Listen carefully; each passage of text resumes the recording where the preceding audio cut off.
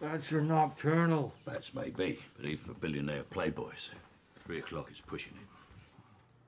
If you're watching this, then you're probably trying to improve your sleep schedule, or if you're like me, you're just wondering how little sleep you can get away with. And the ability to function off of a small amount of rest sounds great in theory, as it would give you more hours in the day to get things done, and it definitely sounds like something Bruce Wayne would take into consideration, given his insane workload and insane sleep schedule. However, the reality is that you probably aren't getting enough rest as it is right now, and it's actually hurting your productivity during the day. So how much sleep do we actually need? It depends. It depends on your age, it depends on your activity level, your stress levels, and so much more. There isn't a definite number of hours, and if you start looking up how much sleep humans actually need, you're going to come across a lot of different answers. So what I want to do is just concise that information for you so that you can find a sleep schedule for yourself that can help you perform better, regardless of the many different factors that might be making you tired. Now, I'm probably not going to include a lot of the different sleeping cycles that I've seen people experiment with on the internet.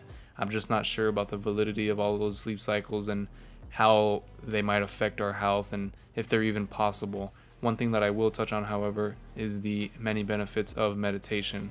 Now, there's certainly a lot of different types of meditation that work for different types of people, and what might work for one person might not work for another.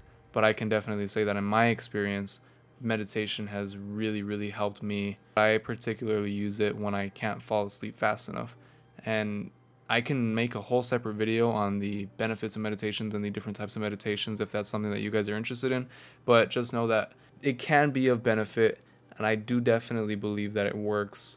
So if you're interested in that, do your own research on what type of meditation might work for you, or let me know in the comments if you want me to touch more on that and go a little bit more in depth. Now, the first thing I want to say is to self-evaluate and think about how many hours of sleep you're getting a night right now. Given that number, do you still feel fatigued? If the answer is yes, and you're getting less than 6 hours of sleep per night, definitely consider adding at least an extra 30 minutes of rest.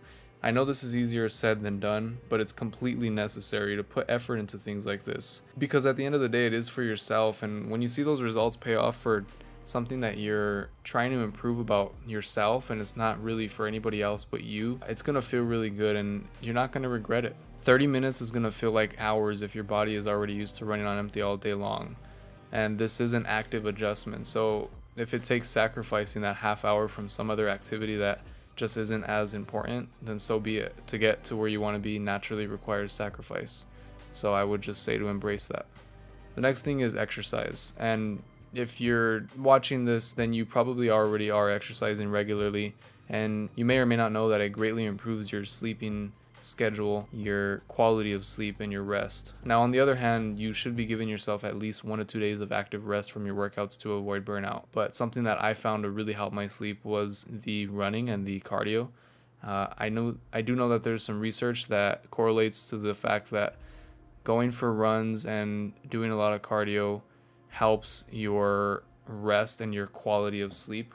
There is a lot to be said about how exercise affects our rest, so definitely take that into consideration. If you want an in-depth video on running, I would definitely check out the Pioneers video for an in-depth explanation on the many benefits that running can bring you. I can't recommend his channel enough. He is probably my favorite fitness YouTuber out there right now. Huge inspiration for this channel as well, so go check him out. Check out the running video and check out his channel and let me know what you think of that.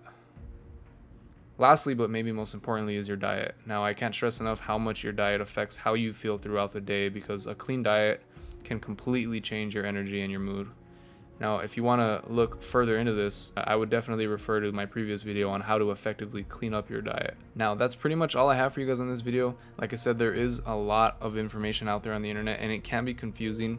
You're never really going to find agreeing sources and a certain set number of hours of sleep that you can get per night. On how you feel after you get a certain amount of sleep per night, pay attention to it and keep experimenting. And once you find that sweet spot where you wake up and you actually feel like you can function for the day and you feel like you have enough energy to go throughout your day, do what you got to do, hit your workouts, and everything just starts to feel good and fall into place, then you know that you're doing something right. And I would just say not to fix what's not broken.